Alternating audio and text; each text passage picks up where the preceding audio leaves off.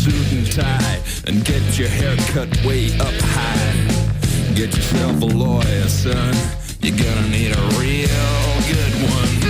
And I'm delighted to say that David Whiting is here, ready and waiting for your calls on 1300 222 774.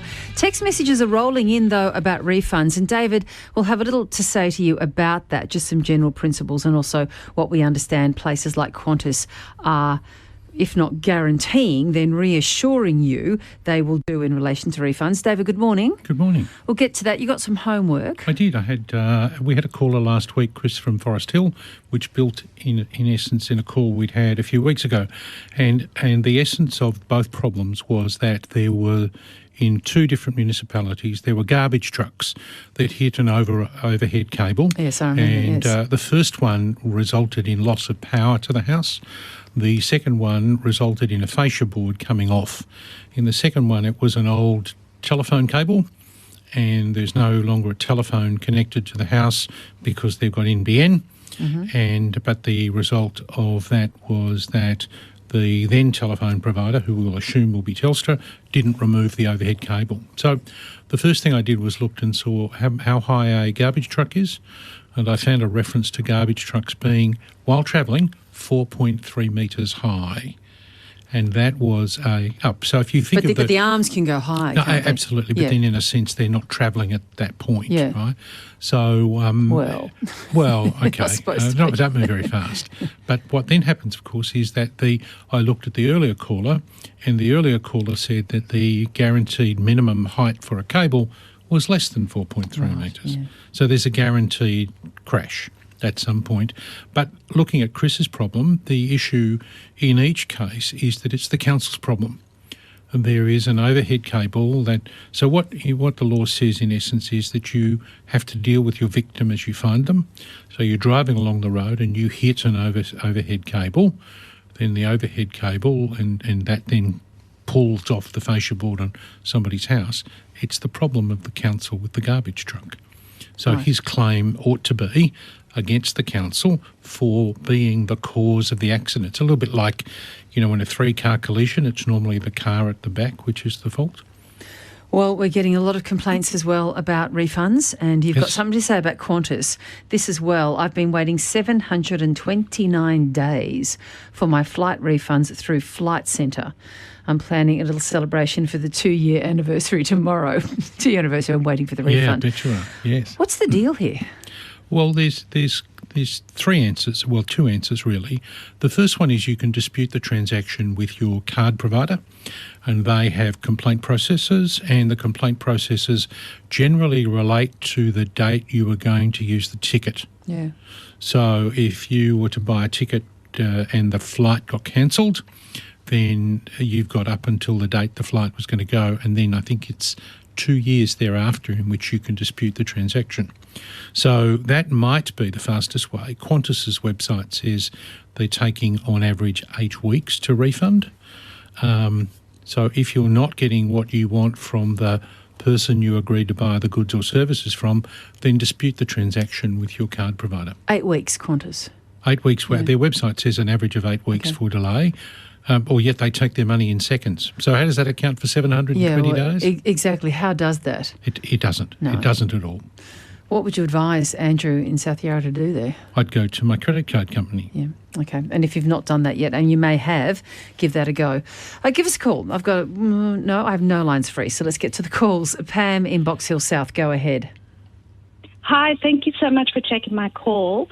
My issue is that on Friday about 3, I don't know exactly what time, but when my husband returned back from work, they had a tradie across the road who's working and said that next door neighbour and our house, it's subdivided, so our house used to be their backyard. So their house, it's quite close. Yep. So they had, unbeknownst to them, they weren't aware, they had someone come and clean the roof.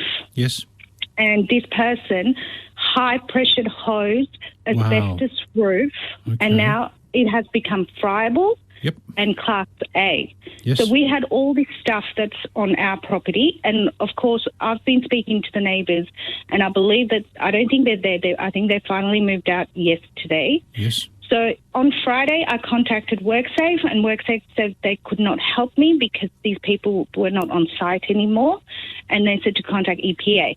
So I rang EPA, and EPA took down a report and said, because it's asbestos, we will get an officer to contact you urgently. And I've contacted them this morning, and that possibly could have been them calling while I was waiting online, so I'll find out. And I've also contacted the council because asbestos.vic.gov website points to the council, but they said this morning that they can't help, and I have explained to them that we have been in touch with an asbestos remover because he asked me to send him a photo, which I did, and he's the one that said to me that, okay, he couldn't help because he's Class B. Yes. He's the one that said it's friable, it's Class A, it needs urgent attention. So I'm lost. I don't even know what we're supposed to do because let's no see one if David seems can to be come able up with a to solution help. for you. Well, I would be trying to go back to the person who it's going to be an insurance claim for somebody, presumably that person. Your difficulty is going to be that you need a Class A remover who can make this place safe with lots of plastic and then presumably then remove the roof, because you're not going to simply be able to seal it. You're going to have to take it away and put a new one on. And I suppose the issue at the first instance is somebody needs to make the roof safe. I would be going to the EPA and trying to find out the owner, trying to get in contact with the owner, because it's essentially their problem. You just happen to be next door to the problem. And So do you have material on the ground on your property as a result of this, Pam? My view is all but guaranteed. If it's friable, that means it's falling into little pieces. Forgive my ignorance, but the moment Pam mentioned the high-pressure hose in the roof, you went, oh, my God. Why? Well, because there's lots and lots of asbestos out there that's currently inert. It's not doing anything. Yep. Lots and lots of houses in Melbourne have got asbestos in the eaves. Right. But nobody ever touches it, and it doesn't cause a problem. It doesn't cause a problem. But the moment you start to break it up, which is what you're doing with a high-pressure hose, it starts to fall apart, gets caught by the wind, goes to someone else's property, and you breathe it in. A high-pressure hose is never usually used on a roof? No, it does. If you've got a tile roof, not with asbestos in it, but high pressure hoses are often used on a roof to clean off moss and other growth. Okay. Pam, wish you all the best with that. That's a really dangerous situation for you to be in. So it's good advice, David, the EPA immediately. Yes. And let's hope they respond quickly as well. Billy in Flowerdale, how can David help? Friends had a caravan site. They paid $15,000 for it. The caravan park sold up. They got nothing for their money. They just had to remove their caravan and annex. I'm wondering if the laws have changed in Victoria to protect people who buy caravan sites. There are provisions in the Residential Tenancies Act for caravan sites, but they're not great. They don't offer you a great deal of protection. Let's say that you find a caravan and a site at a nice location and you buy the van and you take over the lease of the site, but the sites are generally not designed for your benefit. Right? Now, so that will be your... if you can get a long-term lease from the caravan park, that would be great, but they're probably normally annual renewals. So that's the real difficulty. There's more protection interstate. Sorry? I believe there's more protection interstate for caravan park sites. Doesn't help you at all, Billy. I think it really depends upon whether the caravan park is seen as being a substitute for a full-time home or whether it's a holiday rental. And that's the decision you make when you buy a spot in a caravan park. If you wanted it for a long term as a replacement home, as some people do, in fact there are lots of what you might call trailer parks where there are, well, it's a caravan park, but there's nowhere known you could drive the mobile homes on the road. It's a permanent place of living. What you want then is a long-term lease. So look, you need to look at the lease arrangement with the person who owns the park, and because of the value of land, lots and lots of caravan parks are being closed and the residents lose their right to stay. So is that the end of the matter for Billy? Nothing more? Yes, that's it. Sorry to say that, Billy, but good luck.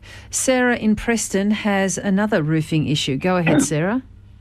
Hi, thanks for taking my call. I had a roof done probably about 5.5 years done on an old terrace house in a two-storey terrace house, and it was a bit of a disaster, the whole process. But recently my ceiling in my master bedroom got removed and replaced, and I happened to look up and I noticed that I could see daylight, which is not generally a good sign with a roof, I would think. No. And it was quite a bit of daylight all the way along the side, and I realised that there was no flashing. So the edge of the roof doesn't join the pelmet or the facade of the house. Yes. The whole way along the roof pitch. So, and it's quite a large gap. I could definitely see sky, and the workers in there said that there was a terrible mess in terms of dust and all sorts in there. I rang the company, and there'd been a lot of problems with this roof. I rang the company, and they've refused to take responsibility for it, saying that, well, if there was no water damage, no evident water damage, clearly it's not an issue. And that I needed to get in contact with the plumber that had signed off, saying that the roof was compliant. Sarah, that's like saying that if there isn't a problem with the brakes, the fact that they're installed badly doesn't make any difference. What you need to do is find someone who tells you, because there'll be a code and a specification to which the roofs need to be installed, and if it doesn't comply with that, you've got a claim for damages against the roofing company to the extent that it doesn't comply.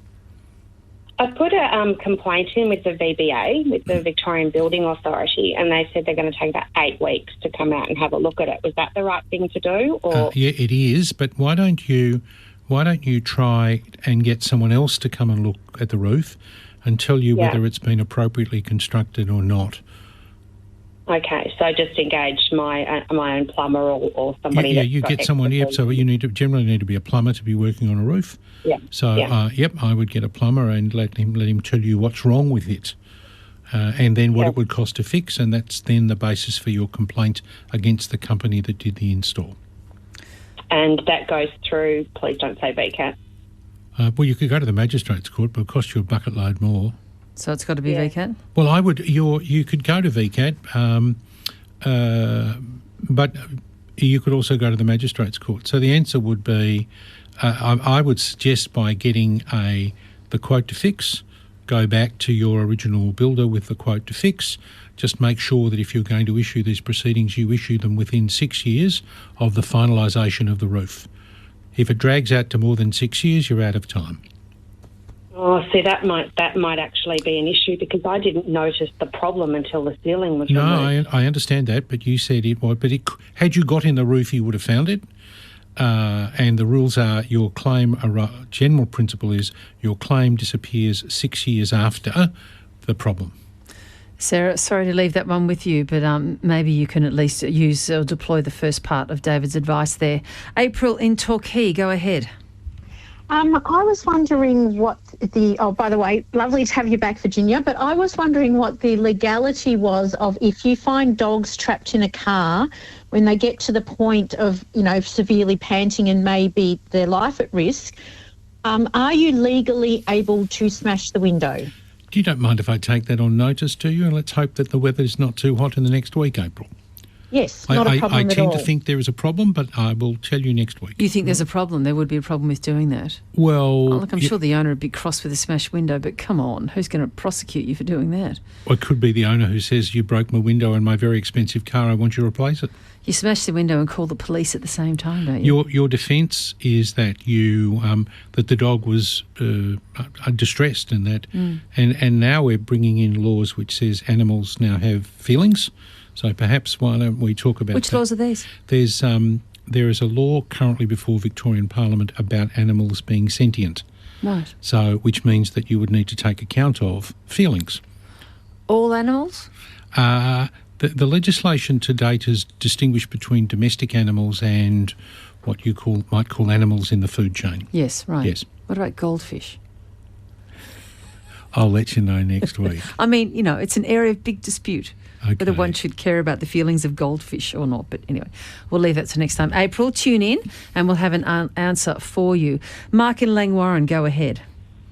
Good morning, Virginia. David, I'm an avid listener of your program. I know at Neldian we talk about neighbour disputes and water seeping from neighbours' properties, and generally the onus is on that neighbour to rectify the problem. And I'm wondering if that extends to council boundaries. We share a neighbour with the council natural reserve behind us, and recently, in probably the last 3 to 4 years, the water back up through seeping down the hill into our property has become, our property is a quagmire basically, and we can see it sort of coming under the foundations. We worry long term about it. Does that extend to councils, David? How do we? Mark, I don't know what we do. It's the same Section 16 of the Water Act. It's the same principle. It's an unreasonable flow, and what you would really want to do is see what work they've done on the property which changes the water flow. So it might be upstream, whatever it is. If they've changed the water flow, then they have a responsibility for that flow. The council, unfortunately, refers to their natural, what do they call it, the natural features department or something like that, where they've said that they don't want to touch the spoon drain that was built in 1990 because I think they've found a frog or something in there behind our boundary. So yes. That becomes a little bit tricky. So no one wants to do anything about it at council. It's the same principle. Why? Have you spoken to the Ombudsman? No, we have not. I would, if you don't get what you want from council, talk to the Ombudsman about the water, and what you've told me is that they recognise that it's a problem, they just don't want to fix it. Correct. Yeah, then you go to the Ombudsman. Okay, good luck. We hope that works. Karen in West Brunswick, go ahead. Oh, hello. Thanks very much for your show. We bought into a body corporate last year, and the Section 32 all looked good. There was no big dramas with maintenance issues. But since then, we've discovered that they had a maintenance document drawn up in 2018, and it detailed really significant issues with the property and projections and budgets and all that sort of stuff. And in the AGM in that year, they agreed that they'd use the plan as a guide. That was their language for the next 10 years. But then they disappeared that document from subsequent AGMs. So we're just wondering... You wouldn't produce the document every year. Was there anything when you buy a unit that's when you buy a property that's part of a body corporate, Virginia, you're required to give the buyer, when you sell one, you're required to give the buyer a copy of the last minutes of the annual general meeting. Was there nothing in the minutes or in the works being undertaken which indicated this was an issue? No, there's no maintenance issues mentioned at all for the next 3 or 4 years. And we've got on the committee and we've tried to get the committee to recognise the document again and start dealing with the issues, and they're resisting all that suggestion and whatever. But what we're asking really is, do we have any claim for non-disclosure of material information? The deceptive and misleading conduct material only relates to people who do this for business. So if I was to sell you my house, there's a lot less that I would need to tell you than I would if I was a builder. Yes. Right? Yes. So you don't get that. There's when did you buy? August last year. There's a provision in Section 12 of the Sale of Land Act which might make it an offence for your vendor to hide material facts, and you might also have an action against the owners corporation. They will have a directors and officers policy. You might consider whether or not you have grounds for suing the body corporate. And we've spoken to them and said that we feel that this material should have been disclosed then, and it should be disclosed now, because since we've bought in, people are continuing to buy into the property, and once again, they're not being made aware. Look, I agree from what you've said. If this is a report as to a major fault that needs to be fixed, then I would be suggesting that it be brought up at every annual general meeting and addressed at every annual general meeting. So at the next annual general meeting, you might bring it up as an item of general business, and that way you'll at least get it on the minute paper. But you've got an action against you've probably got an action against the owners corporation for, I would have called it a material non-disclosure. So go and see an individual lawyer? Is that I'd start with a threat first. How are we going to fix the problem? and then escalate it if you have to. Good luck, Karen. Martin in Tyab, go ahead. Yes, hello. I've got a house where the neighbour's garage blew over in the winds we had in November. They've blown over, it knocked over the fence, it hit our house and broke a window, etc., and did some damage to our house. Their insurance company is saying that we should go through our insurance company, and my insurance company says that I should go through their insurance company. So I'm trying to find out which way I should go. Okay. Most insurance companies have what we call a knock-for-knock agreement. So instead of, you see it lots in motor cars, but what they're really saying is your insurance company is saying go and deal with the other people, and their insurance company is essentially saying just make a claim on your own policy and we'll work it out between us. But that will affect your claim history, and that will affect, Correct. And you'll need to pay the excess. Keep going against your neighbour's insurance policy. It's their client's problem. All right. So just boot it off that way. Does that help, Martin? Is that where you want to get to? It does. I'm just trying to get through their insurance company and get them to actually do anything, because we've paid for the fence to be replaced in November. Yes. And paid for our house to be some of the broken window on our house. And sue your neighbour, Martin. Right, that's what you end up doing if the insurance company won't pay. Right. What you want to do is get your neighbour involved in the dispute process. I've tried because what's actually happening is that your neighbour has the right to go to the insurance council and to go to the insurance council and say that their client, and they have a dispute resolution process, that their insurer is not dealing appropriately with the claim. Good luck, Martin. Let's just finally hear from Michael in Blackburn. What's the issue, Michael? Yes, thank you very much. I've got a neighbour. He keeps painting my windows. I live in an apartment block. He keeps painting my windows or darkening them out because he doesn't want me to look down onto his balcony, but that's the way the apartment was built. How does he get up to paint your windows? He puts up a ladder or something? He's got a ladder from his balcony to my windows is 10, wow. 12 feet. Really? Yeah. And what does he actually apply dark or light paint to the panes of glass? Well, yeah, he initially started painting it black, and now he's putting clear adhesive or some type of lacquer over my windows. So he gets a roller now. He doesn't climb up, but he. Wow. How many times has this happened?